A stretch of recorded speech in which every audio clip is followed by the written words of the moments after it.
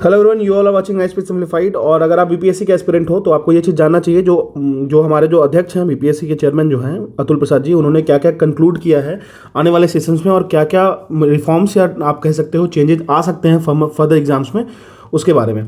सबसे पहली चीज़ आपको ये जानना है कि 68 की मेंस की डेट इन्होंने डिसाइड किया है। दूसरी चीज़ मैं आपको ये बताता हूँ कि जो इंटरव्यू में जो 30% से कम मार्क्स या 80% से ज़्यादा मार्क्स आते थे पहले, ऐसा बहुत सारा रिजल्ट्स देखा गया है जहाँ पर रिजल्ट उनके ऑप्शनल में बहुत अच्छे मार्क्स हैं, उनके रिटन में बहुत अच्छे मार्क्स हैं, बट उनको इंटरव्यू में दिया गया है मान लीजिए 35 मार्क्स, जिसके कारण वो बाहर हो गए हैं फ्यू मार्क्स से। ऐसा बहुत सारा केसेस देखा गया है जिनके मार्क्स बहुत ही खराब थे, पुअर थे, उनको 80+ मार्क्स देके एडजस्ट करके मार्क्स को आगे ले गया गया। मैं ये नहीं कह रहा हूँ कि यहाँ पे करप्शन हुआ होगा, आई एम नॉट EOU, लेकिन फिर भी मैं ये बताता हूँ कि ऐसा होता है। तो अब जो है नीतीश कुमार ने अभी कुछ दिन पहले उन्होंने 75th जो बीपीएससी की जो सेरेमनी हो रही थी उसमें उन्होंने ये अनाउंस किया था कि आप इतने कम इंटरव्यू मार्क्स दे रहे हो किसी बच्चे को जिसको बहुत ही अच्छा मार्क्स रखा है उसके मेन सेगमेंट में, तो आपको ये जस्टिफिकेशन देना पड़ेगा। तो रिफॉर्म्स बहुत ही पॉजिटिव्स हैं और नो डाउट जब से अतुल प्रसाद जी आए हैं तब से बहुत ही अच्छे रिफॉर्म्स रहे हैं। 68 बीपीएससी पीटी के क्वेश्चंस को देख लीजिए आप।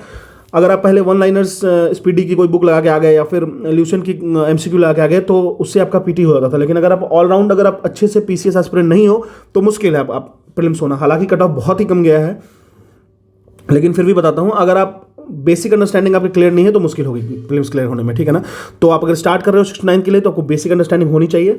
दूसरी चीज़ जो है ना कि एक जो 30 सितंबर को होने वाला है बीपीएससी 69 का पीटी, उसके लिए मैं आपको बता दूं कि जो 30 सितंबर को पीटी होगा ना उसमें डिफरेंट एग्जाम्स लाइक CDPO, जैसे बीपीएससी जो एग्जाम कंडक्ट करवाती है जैसे CDPO हो गया, AA हो गया, AO और भी बहुत सारे तरीके के एग्जाम हैं जो बीपीएससी सेम लेवल की कंडक्ट करती है। अब उसकी पीटी को कंबाइन कर दिया जाएगा। कंबाइन करने का क्या मतलब होगा कि एक प्रीलिम्स होगा, उस पर डिफरेंट कट ऑफ्स निकाले जाएंगे और डिफरेंट एग्जाम्स के लिए।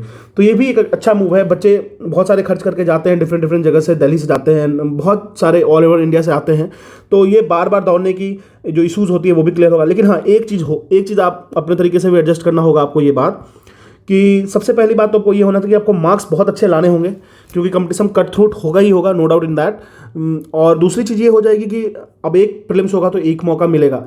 अब ऐसा भी नहीं है कि आपके मौका घट जाएगा, ये होगा सीट्स के अकॉर्डिंग कट ऑफ रीडिफाइंड होगा, लेकिन आपको ध्यान होगा कि जो एक पेपर होने वाला है, जो मल्टी डायरेक्शनल पेपर जो होगा उसको आपको बहुत अच्छे से देना पड़ेगा। तो ये एक अच्छा खासा रिफॉर्म है।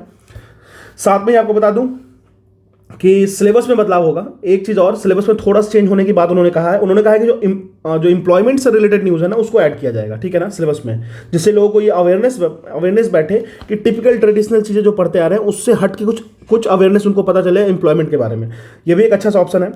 और एक अपडेट है आपको, 5वें ऑप्शन जो E ऑप्शन होता है 68 पीटी में जो ऑलरेडी सफल हुए हैं, जैसे कि मान लीजिए मेरी प्रीलिम्स हुई है, ठीक है, तो मेरे से राय लिया जाएगा कि 68 मतलब 69 से E ऑप्शन के बारे में क्या किया जाए, ठीक है।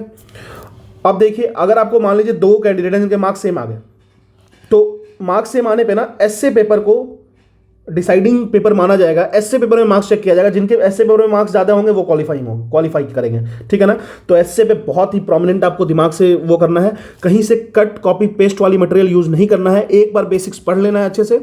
बेसिक्स पढ़ने के बाद किसी भी मटेरियल से पढ़ लो, आप कहीं भी बहुत सारे पढ़े हैं टेलीग्राम पे। बेसिक्स एक बार क्लियर करने के बाद खुद के दिमाग को यूज़ करके रिवॉल्व करके आंसर लिखने के तरीके को आपको एक्वायर करना पड़ेगा। ऐसा नहीं है कहीं से कॉपी पेस्ट आप ORN में बैठे हो और रटा चीज़ कर रहे हो, वैसा कुछ नहीं होने वाला, ठीक है ना। आपको खुद का दिमाग यूज़ करना पड़ेगा बीपीएससी अगर ऐसे दे रहे हो तो, ठीक है ना।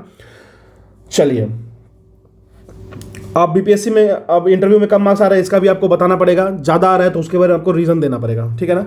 पीटी कॉमन होगा, मेन सा कट ऑफ अलग होगा, ये तो क्लियर है, ठीक है। चलिए, ये था कुछ बेसिक अपडेट्स। और थोड़ा सा अपडेट है वो भी देख लेते हैं। तो यही बेसिक जो इंटरव्यू में दिए गए नंबर का जवाब देना होगा बीपीएससी में। ये तो बहुत ही, मेरे को लगता है बहुत ही बड़ा रिफॉर्म है। आप समझ नहीं पाओगे, कोई एक ऐसे एस्पिरेंट से पूछो जो ऑलरेडी मेंस लिख रखा है, इंटरव्यू दे रखा है, एक बार आप उससे पूछ के देखना, आपको पता चलेगा कि ये बहुत बड़ा चेंज है, ठीक है। इसकी वजह से कितने बच्चे आज बाहर हैं, कितने ऐसे बच्चे हैं जो अंदर रह सकते थे वो आज बाहर हैं। क्योंकि यहाँ पे अगर कोई, नीतीश कुमार जी ने ये कहा कि करप्शन एकदम नहीं है। अगर आप इस बात से डिनाई करते हो कि पहले करप्शन नहीं था तो फिर आप अवॉइड कर रहे हो, आप काली पट्टी पहन रहे हो, ठीक है। मेरे अकॉर्डिंग करप्शन बहुत ज़्यादा था, मैंने ऐसे बहुत अच्छे बच्चों को देखा जिसके मार्क्स एडजस्ट किए गए हैं, ठीक है। अब देखिए लास्ट में आपको कंक्लूड कर दे रहा हूँ, 69 बीपीएससी जो प्रीलिम्स होगा उसमें परीक्षा केवल एक कॉमन पीटी होगा। कॉमन पीटी कहने का मतलब होगा क्या, कॉमन पीटी कहने का ये मतलब हुआ कि सारे एग्जाम जैसे सीडीपीओ होते हैं, ए होते हैं, जो बीपीएससी कंडक्ट कराती है उसके लिए एक ही कॉमन पीटी होगा, लेकिन मेंस अलग अलग होगा, ठीक है।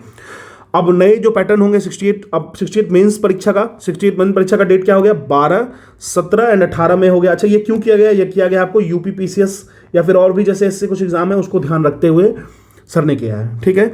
साथ में ही ऑप्शन ई जो होगा उस पर 68th में जो क्वालिफाइड कैंडिडेट हैं उनसे ओपिनियंस लिया जाएगा, क्लियर है ना। तो ये था हमारा बीपीएससी का अपडेट। ऐसे अपडेट्स वेलकम है, नो डाउट इन दैट, बहुत ही अच्छा स्टेप्स है। और एक चीज़ तो आप कभी डिनाई नहीं कर सकते हो, you can ignore him but you can not deny him. Atul Prasad जो हैं हमारे चेयरमैन, वो काफ़ी अच्छा काम कर रहे हैं, ठीक है ना। ठीक है, थैंक यू।